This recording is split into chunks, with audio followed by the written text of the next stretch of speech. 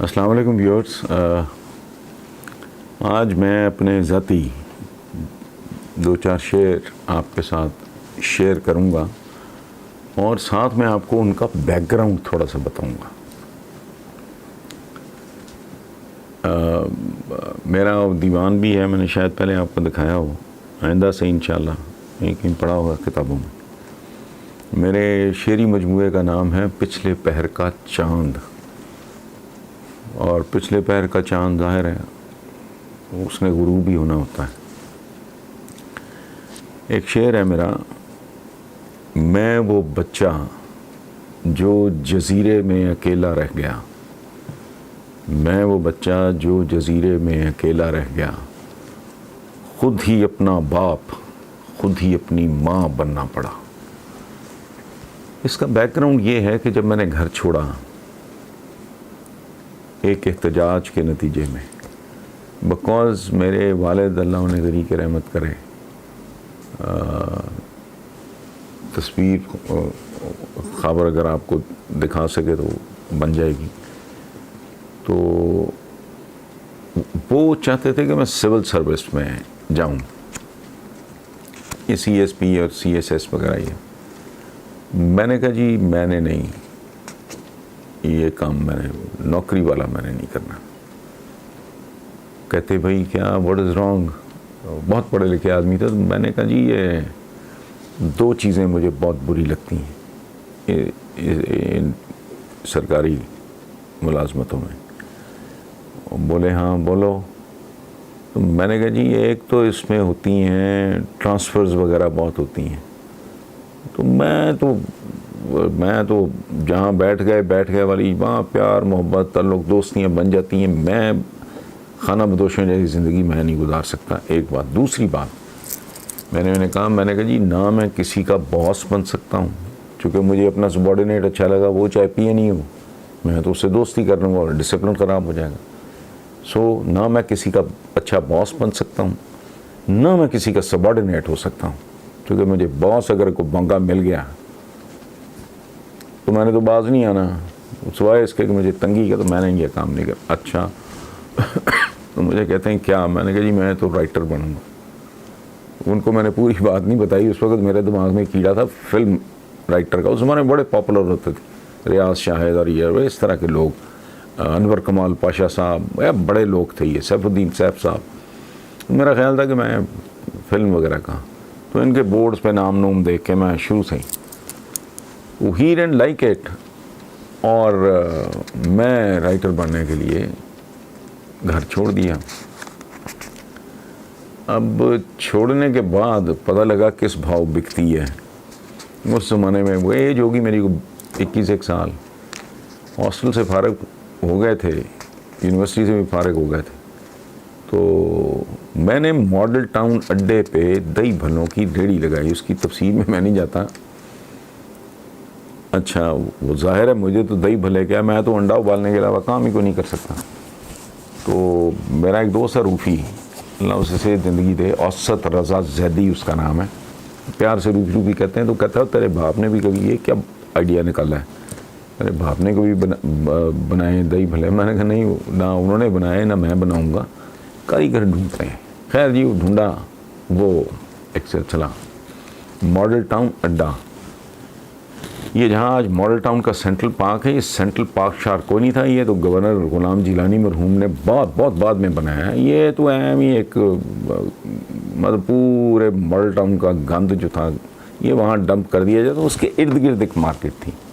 جیسے اڈا پلاٹ اس لیے کہتے ہیں کہ ماڈل ٹاؤن بس سروس کا اڈا تھا وہاں. تو اچھا میں نے ایک دکان کے آگے فٹ پاتھ کرائے پہ لے کے، ایک کاریگر تھا حنیف تھا اس کا نام، تو میں نے وہ شروع کر دی. اچھا سلسلہ چل نکلا. وہ بات بہت تیزی سے اسپریڈ کر گئی کہ جی وہ بڑا پڑھا لکھا لڑکا ہے اور ٹھیک ہے یہ ہے اور وہ ہے. اور وہ چھوٹے بھی ہم نے 5-7 انگیج کر لیے جو سرو کرتے تھے. خود میں سرو کرتا تھا.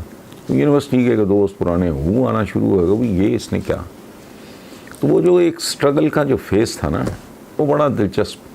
پھر میں نے رینٹ کیا اس کام کے لیے ایک سرونٹ کوارٹر ٹائپ، ایک کوٹھی کا शौकत हयात कॉलोनी की एक कोठी का सर्वेंट क्वार्टर, जिसमें सेन था बड़ा।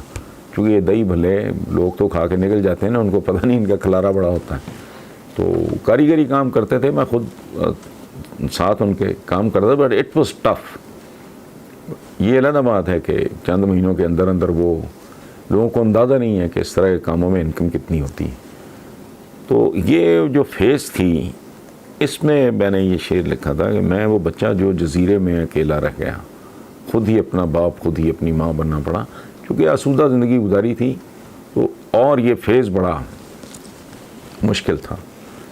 उसी दौरान मैंने हल्का अरबाब ज़ौक़ में कोई नज़म पढ़ी, तो एक बड़े ही पोलाइट, खूबसूरत, डिसेंट आदमी, उन्होंने मुझे अप्रोच किया और ऑफ़र किया कि I am planning to bring out a magazine, धनक, पाकिस्तान का मकबूल तरीन मैगज़ीन, और इतनी उसकी चोरियाँ हुई हैं, लोगों ने इतनी कैंचियाँ मारी हैं उसको, उसके आइडियाज़ चुराए हैं। तो सुखेरा साहब ने मुझे मैं पहले भी उनका जिक्र कर चुका हूँ, मेरे तो बड़े भाइयों की तरह हैं, अल्लाह उन्हें सही ज़िंदगी दे। तो this is how I came into journalism. तो मेरा ख्याल था कि मैं इसके ज़रिए फिर नकब लगाऊंगा फ़िल्म इंडस्ट्री में, वो उसकी एक अलग कहानी है। तो ये जो शेर है, ये उन दिनों की याद है। दूसरा शेर है वो ज़िंदगी की बेसबाती के बारे में है। और मैं चूँकि कैंसेरियन हूँ, सरतान, तो ये हम जैसे लोग जो हैं वो नॉस्टैल्जिया के मरीज़ होते हैं, या माजी परस्त, और पुराने रिश्ते, पुराने ताल्लुकात, पुरानी चीज़ें, मेरे घर में काफ़ी एंटीक पड़ा है वो सारा। तो ये है, लिखा था मैंने, मेरे जो वालिद मौत हुए 84 में, तो एज उनकी कोई इतनी नहीं थी, वो चेन स्मोकर, और ज़िद्दी भी थे वो बहुत। और उनको जब डॉक्टर्स ने वार्न भी किया, उस ज़माने में तो ये जो आजकल हार्ट का तो कोई इशू रह ही नहीं गया ऐसा, उस ज़माने में बड़ा लीथल था। तो ये वो चेन स्मोकर, तो डॉक्टर्स ने कहा कि जी आप स्मोक, उन्होंने कहा जी नहीं, I am not going to give up smoking, ये नहीं। वो करते रहे, वो तीसरा हार्ट अटैक, वो 65-66 साल उनकी उम्र थी। तो मैंने उस वक्त लिखा था कि हम जो भी हों और जैसे भी होते हैं, बिल आखिर सब कब्रों में जा सोते हैं। ये बात अगर ध्यान में रहे तो मेरा ख्याल है बंदा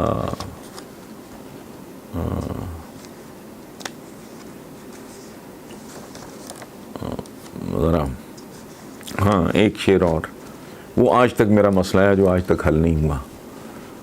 उम्र इस सोच में सारी जाए, उम्र इस सोच में सारी जाए, ज़िंदगी कैसे गुजारी जाए।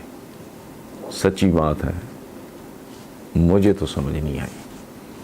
पेंडुलम की तरह सारी ज़िंदगी ना यूं बंदा कर घूमता रहता है कि यार ये ठीक है, ये ठीक है। सोसाइटी के अपने नॉर्म्स हैं, इसकी अपने स्टैंडर्ड्स हैं, इसकी अपनी वैल्यूज़ हैं जो हर एक को सूट नहीं करती। तो बड़ा ऑड होता है। फिर ये होता है कि मुखालिफ पानी के ना अपस्ट्रीम, वो उल्टी समत, पानी के बहाव के साथ तैरना बहुत आसान है। ये एक खासा जानलेवा काम है। और आखिरी बहुत सारे बिछड़े हुए दोस्तों के लिए जब उनको मैं याद करता हूँ, जाकर कभी आया न वो, जाकर कभी आया न वो, रस्ते तरसते रह गए। इसको तो एक्सप्लेन करने की ज़रूरत ही नहीं है, ज़ाहिर है इसके पीछे को 2, 4, 5, 7, 10 वारदातें होंगी। बेशुमार दोस्त हैं, बैरून मुल्क गए और फिर पलट के नहीं आए, कभी 2 साल के बाद, साल के बाद, 3 साल के बाद चक्कर लगाता है। तो जिनके साथ सुबह दोपहर शाम कभी हॉस्टल में गुजारते थे, वो किस्सा पारीना हो गए। बहरहाल, थैंक यू वेरी मच।